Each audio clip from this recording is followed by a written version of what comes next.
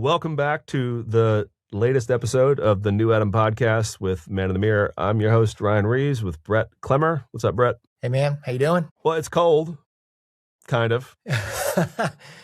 That's funny when people in Florida say it's cold because it's 50 outside. I'm wearing a sweatshirt. It's not normal.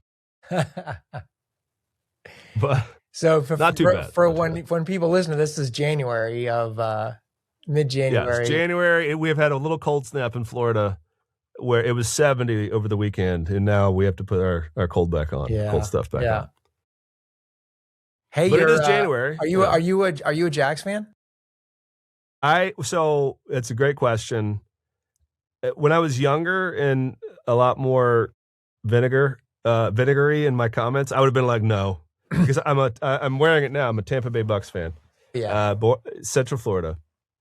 But what I would say now is the Bucks and the Jags never play each other. They're right, which is crazy. Completely different. Yeah, completely different conference. We don't hardly play the Dolphins either. So it's very easy to cheer for both. Yeah. So, and this year, Liam Cohen was from the Bucks last year. Right. I was a little salty that he left because our offense sputtered and no kidding. The Jags took off. So very happy for the Jags fans. Sad that they got out though. Yeah.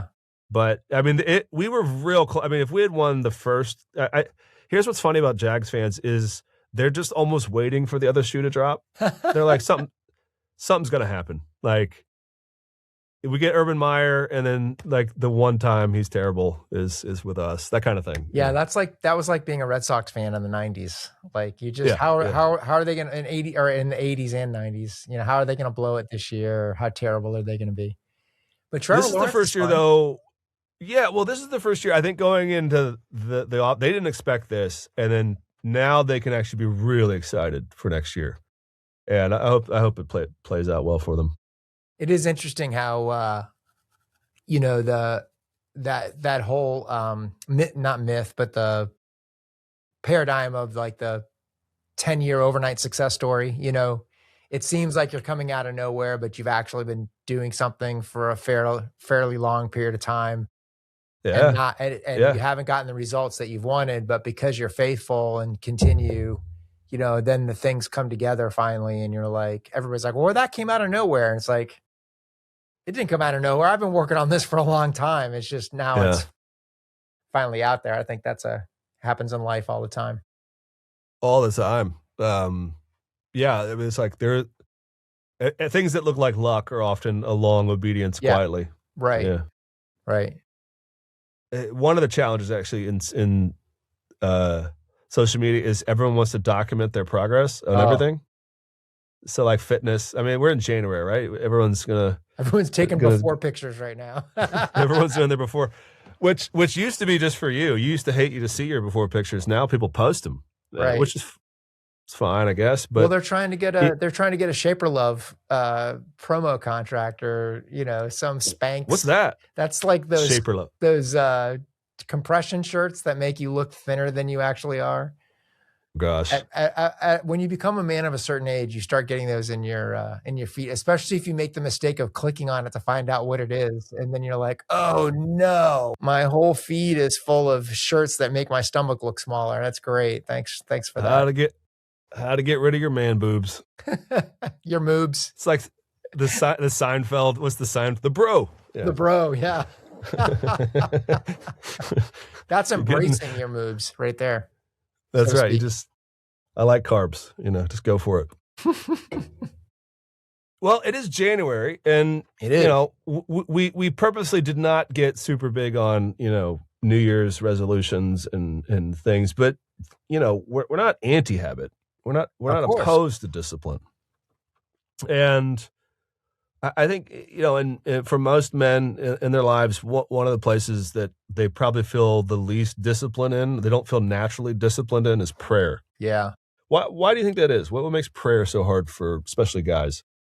Man, I think it's a couple things. I at its most basic, Ryan, I think a lot of guys are frustrated with prayer because it's one thing when I'm having a conversation with you and I say something and you respond to me, and I say something and you respond to me, and there's a give and take. And I think a lot of guys feel like prayer's hard because they're sort of mechanically, they're talking to, they just don't get the response that they're used to getting. And so it's hard that way. And, you know, I think also prayer is hard for guys because, it's not immediately tangible, the results that you get from it. And we're always looking for that, you know, A always leads to B always leads to C. Like I can rely on if I do this, I'll get this result. And prayer doesn't always feel that way. And then let's just be honest. A lot of us, we pray as a last resort because we don't really believe, we're not really sure that it actually does anything. Self-sufficiency. Self-sufficiency and honestly, it's sort of weak faith, you know? And I don't say that like accusingly, like I struggle from that too. Like a lot of times I put more faith in my effort than I do in God's effort. And so if I think you know, that old, if it's going to be, it's up to me mentality kicks in, and then you're like, well, I'm going to work really hard and then I'm going to ask God to bless it, or I'm going to work really hard and then I'm going to ask God if I did a good job. Sort of that, almost like that little boy that, you know, is looking for his dad's approval, but not his help. Or that teenage boy that's looking for his dad's approval, but not his help. Teenage more like, yeah, exactly. Yeah. So. Yeah, I had a friend that was, this is years ago, he was telling me the story. He liked to go be the chaplain for the Olympics every 4 years. Maybe, I don't know if he went to the winter ones, but I know he went to the summer ones every year. And he'd go and be, I was like, how do you sign up for that? But he'd go just be the chaplain around the Olympic Village. He said he used to always ask them a pop quiz. These are the world's best athletes, literally. Wow. And he'd be like, he'd say, is God the one at the end of the race with the stopwatch, or is he the one in the stands cheering for you? And of course, they all think they're all smart, and they would always say, cheering. God's up there cheering for us. And he'd say, no. He said, God is the oxygen in your lungs by which you wouldn't even be able to run the race. Wow. And that was like I'm stealing his thunder because that's one of his go-to sermon illustrations. But that was like one of his big points was like, you know, men inherently often like to think competitive language, or they think like, I'm going to show up, I'm going to do the right things, I'm going to do all my effort. Right. And then God will be either cheering me if I stumble, or measuring me if I succeed. And it's both. And neither is accurate because you wouldn't even be moving. Yeah. Or you would not exist. Or chastising me if I fail, you know. Or if chastising, I'm going to just avoid him like I avoid my dad. So not but common. Yeah. Yeah, common. Absolutely. And I think, you know, it comes down, like part of it comes down to like, how do you view God's engagement in the world? How do you view God's engagement in your own life? Like, is he, like you said, is he a spectator? Is he a measurement? Or is he actually like walking along with you in a sense, metaphorically speaking, walking along with you? Yeah. Are there legitimate consequences to being in God's presence? Right. It's a very C.S. Lewis way to put it. Yeah. Yeah. There's this guy, a big mentor for me is a guy named Jeff Gorsuch. He's a navigator for a long time. And a while ago, we were working on some content together for Man in the Mirror. It's probably 15, 20 years ago now.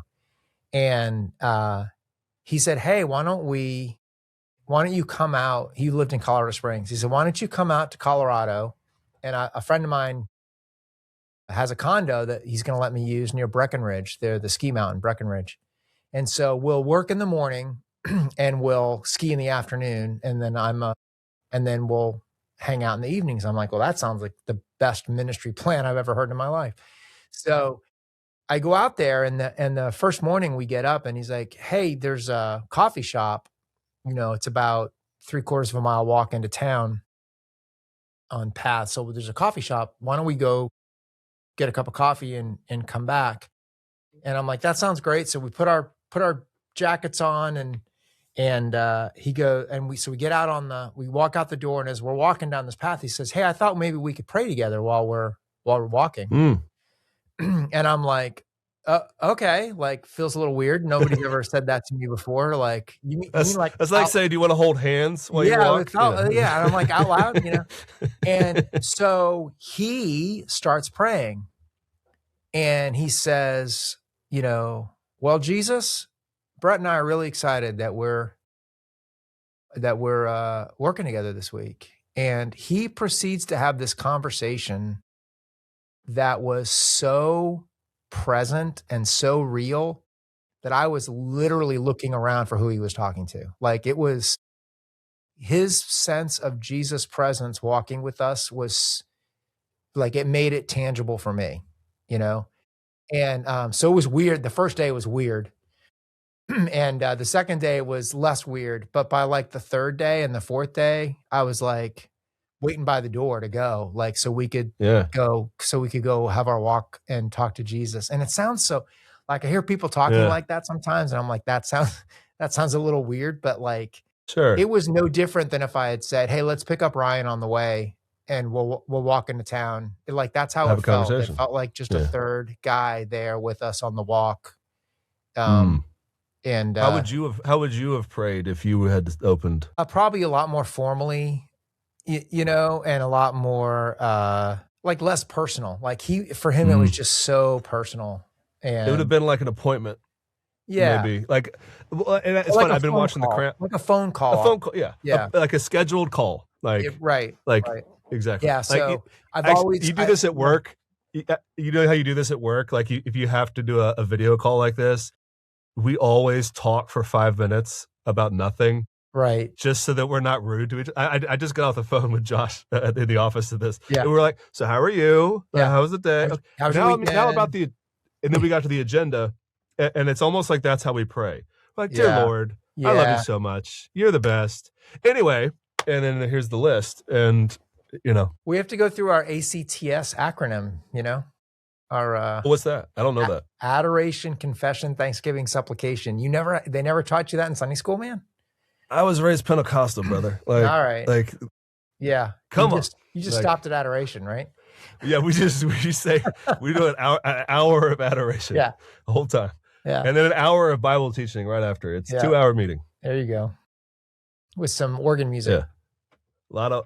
This was right in the middle of it, it would have been the 80s, early 90s. Yeah. Central Florida has tons of Assemblies of God, Pentecostal folks, all kinds. So. Yeah. There's Benny Hinn's old stomping grounds. Yeah. So, and it's interesting because I actually, as I'm saying that, I feel like I knew the vibe. This is how kids talk, but I knew the vibe of what a prayer was. Yeah. By growing up like that. Because the other thing is, we also went to some ARP Presbyterian church. Wow. Where that's it was, a lot more. That's a lot more. That's the other side. What's the word I'm looking for? Reserved. That's the word I was looking for. Reserved. Reserved would be right. Yeah. Robes and hymnals and pews, the whole thing. Very old world. I think that's where my love the start of my interest in history came from. Yeah. I think I'm naturally that way anyway. I do that in lots of areas of my life. I like history. But I was always like, how are these two people the same? Like, that was kind of an interesting first thought. What's interesting is hanging out with Calvinists, hanging out with Pentecostals, they do actually have the same theology when it comes to God, prayer, and the Christian life. They're like, he's in charge. I'm nothing. I'm going to ask him. It's just, there's a formality in the more Calvinistic Reformed world. And then for the others, like your story, there's a presence. There's I'm just walking and talking with God that feels so refreshing to us. Right. I do think you get that. Some people are so caught up, and I'm not, this is not criticism, but they're so caught up in like the reverence of a whole, sinners in the hand of an angry God, like a holy God. Yeah. And all of that's true. God is holy and he deserves our reverence. But also, like, Jesus made fun of the disciples while he was with them. I mean, he calls his best friend Satan. He's like, how many times do I have to tell you guys this? It's really, it's both, God is a huge and immutable and you know, beyond our comprehension, and at the same time he became a man and walked among us, came flesh. Yeah, and John then 1. Yeah, and then sends his spirit to live in us. Like mm-hmm. he's an intimate God that you know, that wants to be actually in relationship with us, and not just a God up on Mount Olympus, you know, having fun with his, you know, with people and abusing them, which I think some people have that impression. And that same holy God provided the cross, the resurrection, Right. and says, go boldly. Says, go boldly. Yeah. So it's a command, like come on in, like kind of thing. Yeah. And yeah, it's funny. I do often a morning little Bible study with my son, my middle son. And today we read, we're in Mark, and we read the story of the man with the withered hand, and the scribes and Pharisees are looking to blame Jesus for doing something on Sabbath, all this stuff. Yeah. And Jesus asked the famous question, you know, like, should you give life or not on the Sabbath? Duh. Yeah. Like you're saying, he's just like, what are you talking about? Yeah. And it's very clear. It says, and he looked on them with anger in his heart. It's actually the verse. Yeah. And I just stopped my son. I said, anytime God says something like that about himself, you take note. Yeah. And I just kept reading, and I said, and it said, you know, you have little faith, whatever. And then he heals him, and it says, and they went out to plot against him with the Herodians, or however it's pronounced. Yeah. My son goes, who's that? And I said, literally the guy that just committed mass baby genocide to try to kill Jesus. And he just goes, whoa. And I said, and we just started talking about it. And I said, and this is how it came out. This is why I'm telling you the story. As I said, Jesus is a shepherd, and we love shepherds and sheep. I said, that is until you get between the sheep and the shepherd. And I said, then the staff comes out. Wow. And then it's get out of the way.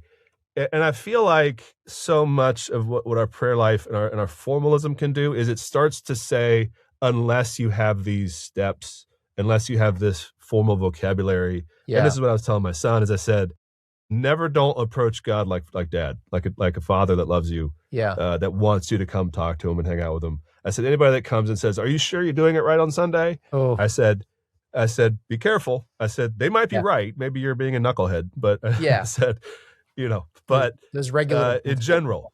Yeah, exactly. Yeah. And I just, and it's just been so refreshing to walk them through that. Cause what I'm feeling I'm doing is I'm getting rid of some old baggage. Like you said, like it's good. Even when you said some guy wanted to walk and talk and pray, I was like instincts are like, do you know me well enough? Which is a very odd thing, which speaks to that formal sense, is like how are we going to do this? Right.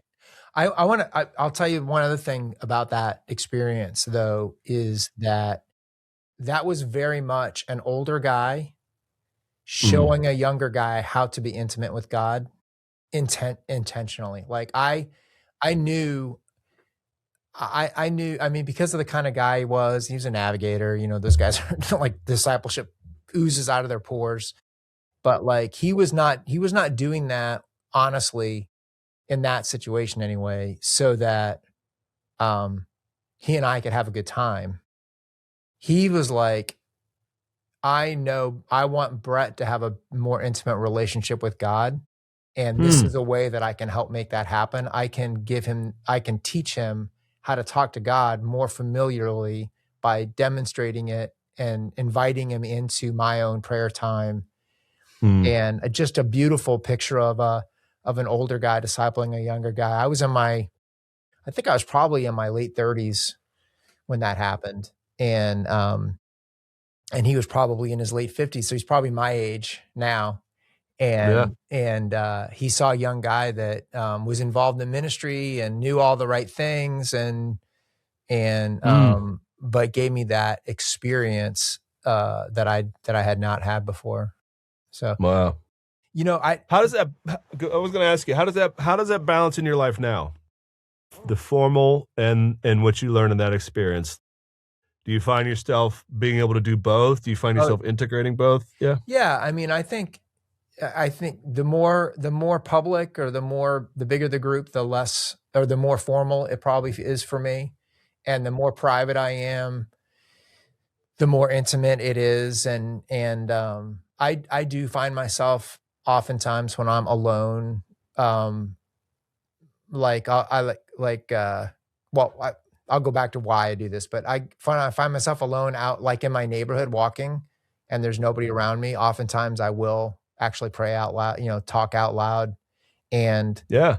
it's so, and then other times, Ryan, I'll find myself praying out loud and I feel like I had this out of body experience where I'm watching myself doing it and like you're just mouthing the words. Like you're you're talking formally. Like if this was your dad, like I had a good relationship with my dad, which a lot of people don't have, but I had a good relationship with my dad. Like if I were to talk to my dad like that, he would have been like, what's wrong? Like just talk to me. You don't have to be all goofy about it. And that's interesting that you're aware of that now. Yeah. Yeah, I'm a lot more aware of it. Have you ever known a prayer warrior, like a person who just their prayers seem to be more they were all Pentecostal, but yeah. Yeah. Big Pentecostal or like a little old Baptist lady? Yeah. Like little old Baptist ladies. Dude, my grandparents were missionaries.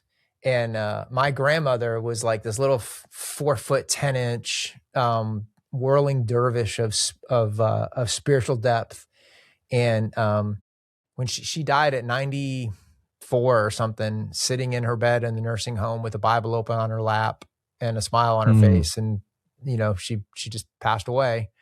And but at her funeral, it's almost never the people that get paid to be religious. Yeah. Maybe because they have to, the religious people. Your point about you have to do things in public in big groups, is a real problem for pastors. You get asked to pray every 5 seconds for everything. Yep. So and you do learn this sort of like patois of prayer. You know what I mean? Yeah. Like the right vocabulary words, the right sequence. But at my grandmother's funeral, I found something out that I had never known. So if you ever saw my grandmother, she was this little lady, and she would put her hands behind her back, and they were missionaries in China. So she kind of looked like a little old Chinese lady, even though she wasn't Chinese, she was German. And as she was walking along, she would always sort of have her head down a little bit, and she would be going under her breath. She'd be going, "Oi, oi, oi," and I just thought it was like a mannerism or a whatever, like a tick almost. And I found out at her funeral that every time she said oi was her way of saying amen.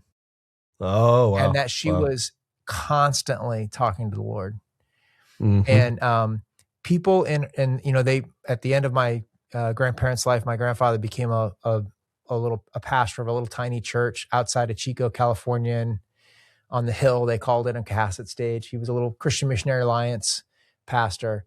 And people would come to my grandmother because when she prayed for things, they happened.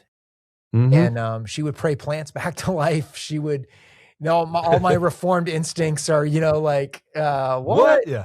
But I believe in God's sovereignty, but not directly that way every time. But we get weird. The thing to me, people like, I think sometimes when people talk like that, what they mean is you can manipulate, if you're good enough at praying, you can manipulate God into doing things. No. But what really is going on, God liked my grandmother more than he likes most people.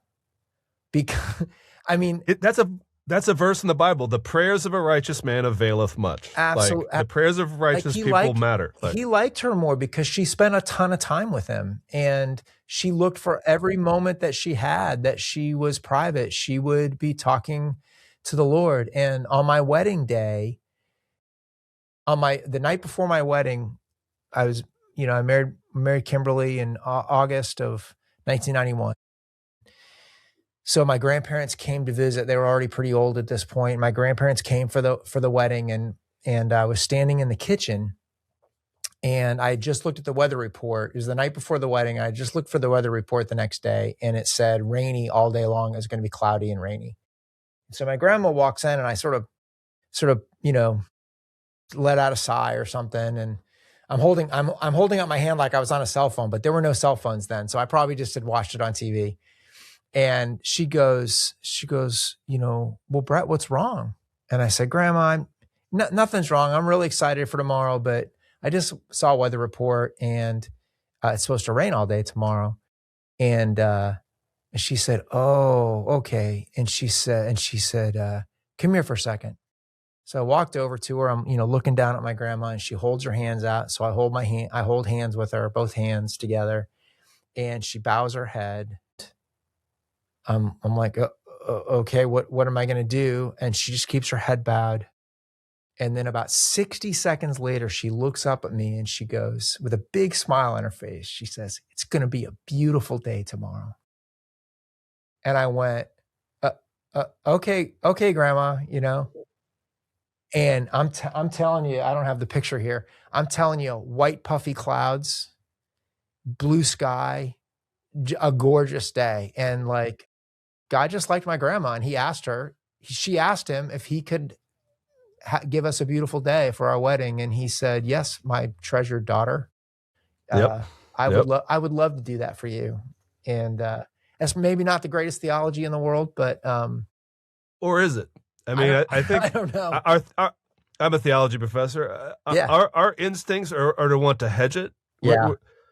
And to be careful. And care and caution is legit. But I can say with some seniority that never in the history of the church have they ever questioned the fact that prayer warriors exist, that there are prayers of a righteous person, and they're usually little old saintly people that have just walked and just been consistent with God, and it's just who they are. And I like all of us, I'm like, well, is it? But the old Puritans used to read God's providence into everything, and for somehow, in the C.S. Lewis Screwtape sense, somehow we think that we're more holy by acting like God isn't doing everything around us. And he is. Yeah. He is. Yeah.